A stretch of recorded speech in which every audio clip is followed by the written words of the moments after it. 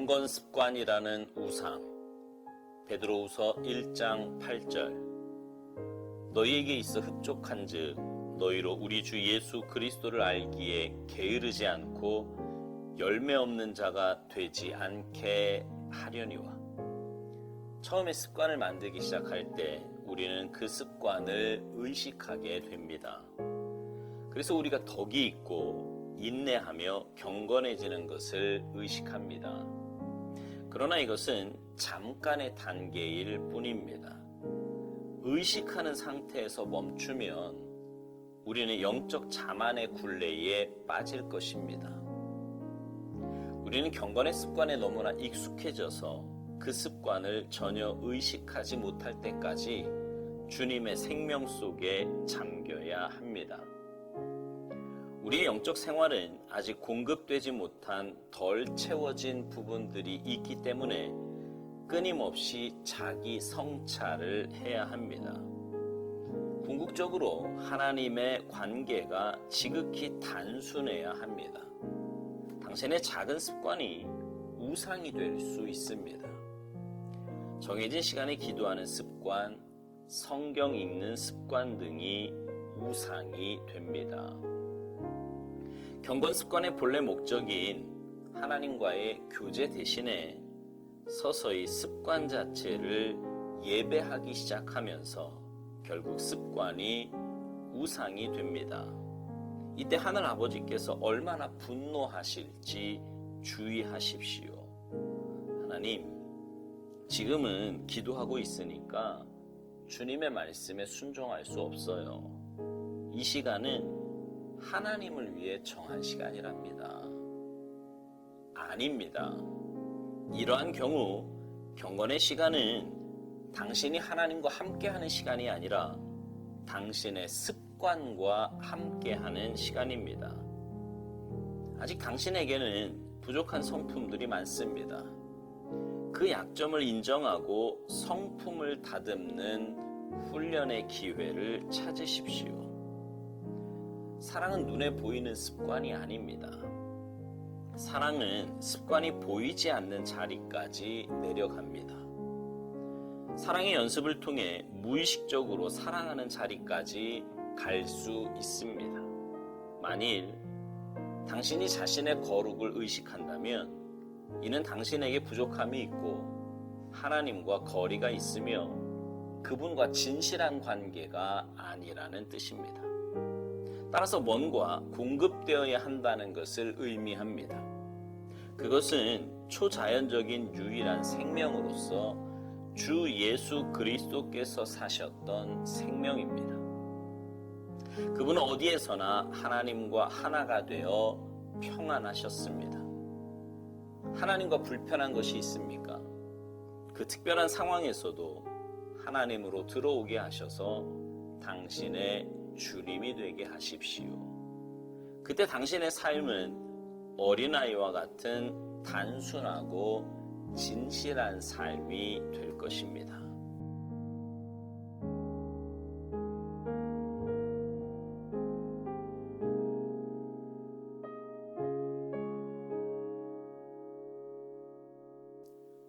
건강한 습관이라는 말이 있습니다.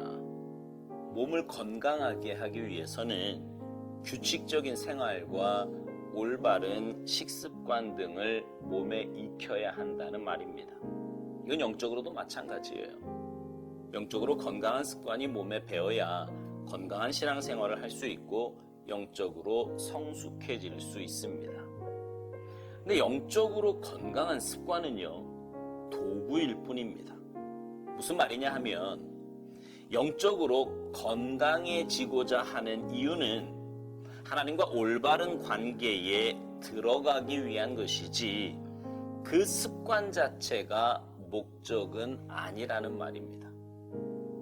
마치 몸이 건강해지기 위해 하는 습관이 내게 굴레가 되어서 스트레스가 된다면 그건 더 이상 건강한 습관이 아니게 되듯이 영적인 습관이 그 자체가 목적이 되어버리면 그건 더 이상 영적으로 건강한 습관이 아니게 되는 것입니다.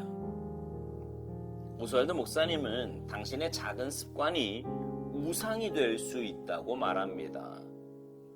매일 정해놓은 시간에 기도를 하고 정해진 분량의 성경을 읽는 것은 굉장히 중요하고 또 좋은 일입니다. 제가 늘 강조하는 거잖아요. 그런데 왜 그렇게 하느냐 하는 겁니다. 왜 그렇게 기도를 하고 왜 그렇게 말씀을 읽는 거예요? 그 이유는 하나님과의 관계 때문입니다. 관계. 하나님을 더 많이 알아가고자 말씀을 읽는 거고요. 그렇게 발견한 하나님의 뜻에 온전히 복종하고자 기도하는 것입니다. 그런데 하나님과의 관계보다 내가 지금 하는 그 일에 더 집중하며 그것 자체가 더 중요해질 때 하나님의 입장에서는 얼마나 황당하고 답답하실지 한번 생각해 보세요. 오스왈드 목사님은 이런 재밌는 표현을 했습니다. 하나님, 지금은 기도하고 있으니까 주님의 말씀에 순종할 수 없어요. 이 시간은 하나님을 위해 정해놓은 시간이랍니다. 이건 하나님과 함께 하는 시간이 아니라 그 행위 자체, 그 습관과 함께 하는 시간이라는 거죠. 여기서 오해하지 말아야 할 것이 있습니다. 이런 말을 들으면 말씀 읽는 것이나 기도하는 것이 그렇게 습관을 들이면 안 되는 거구나, 혹은 그렇게 습관 들일 필요가 없는 거구나, 이렇게 생각하는 분들이 혹 있을지 모르겠어요. 아닙니다. 우리의 삶의 경건의 훈련은 반드시 습관으로 들여져야 합니다. 매일의 삶의 말씀을 읽고 기도하는 시간은 그 어떤 시간과도 양보할 수 없는 굉장히 중요한 시간입니다. 단, 그 경건의 훈련이 습관 따라하는 것이 되어서는 안 된다는 거예요. 매일 말씀을 읽다 보면 그냥 말씀은 읽는데 딴 생각할 수 있습니다. 기도하면서도요, 딴 생각하기도 하고 졸기도 하고 전혀 엉뚱한 생각을 하면서 시간을 보낼 수도 있습니다. 이건 아니라는 거죠. 제가 자주 드리는 말씀, 신앙생활은 뭐라 그랬어요? 관계예요, 관계. 하나님과의 관계에 더 집중하기 위해서 말씀을 읽는 거고 기도하는 겁니다. 그런 면에서 여러분의 경건의 생활은 어떻게 하고 있는지 한번 점검해 보시기 바랍니다. 오스왈드 목사님은 사랑은 눈에 보이는 습관이 아니라고 말합니다. 사랑은 습관이 보이지 않는 자리까지 내려가는 거예요. 그러면서 만일 당신이 자신의 거룩을 의식한다면 이는 당신에게 부족함이 있고 하나님과 거리가 있으며 그분과 진실한 관계가 아니라고 말을 합니다.